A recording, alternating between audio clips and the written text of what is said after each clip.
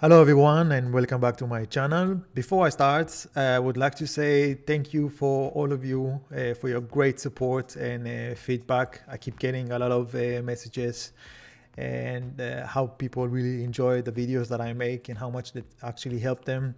And yeah, that is basically my goal. It's to help others and as much as I can. So again, thank you for your feedback. Now, today I'm going to talk about delete vs remove. And that's something that I've noticed not so many people understand the difference. And probably many of you, including me, it happened to me as well. You have seen this yellow markings in your timeline, sometimes also the red ones, which is even more worse. And you don't understand why it's actually happening. Now, some of you would say, okay, yeah, but I can still work. And yes, and I'll explain to you also why.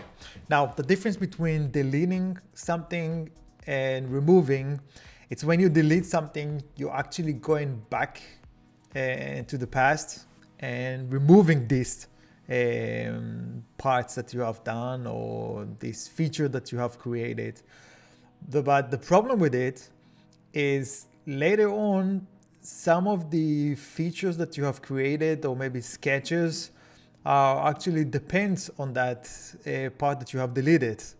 And the moment that you are deleting it, they actually don't understand what happened. Suddenly they don't have any reference anymore. And that's why you're getting all these arrows and yellows and stuff. But some of you will say, yeah, but I can still work and so on. Yeah, you can still work, but it's only because Fusion used those information from the cache files. So it's just temporary. So what you do instead, Fusion create the remove.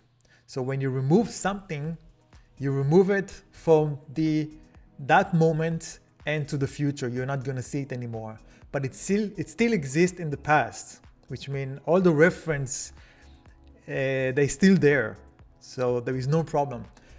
So for that, you have to remember next time when you are going to delete something, if you have used this part or features or I don't know what, if you have used it as a reference to something else, because if you did, then you're gonna have problems if you're gonna use the delete. So don't use it. In most cases, I would say use the remove action instead. Okay, and hopefully that's gonna answer a lot of your questions. Why when I'm deleting something, the whole timeline is going crazy, everything doesn't work as it should, and you get all these arrows, and yeah, it's starting to get a little bit messed up. So that's the difference. So remember, when you delete something, it's like going back in the past, killing someone, and then all his kids are also gonna disappear. But they still created some impact. People were depending on them, but then they suddenly disappeared. So this is not good. So use the remove command instead, and then it's gonna save you a lot of trouble. So this is for now. And there's the new videos are coming soon. Next video, it's gonna be a really nice nifty little tip I'm gonna give you. And don't forget to hit the thumbs up and subscribe, and I'll see you in the next video. Bye bye.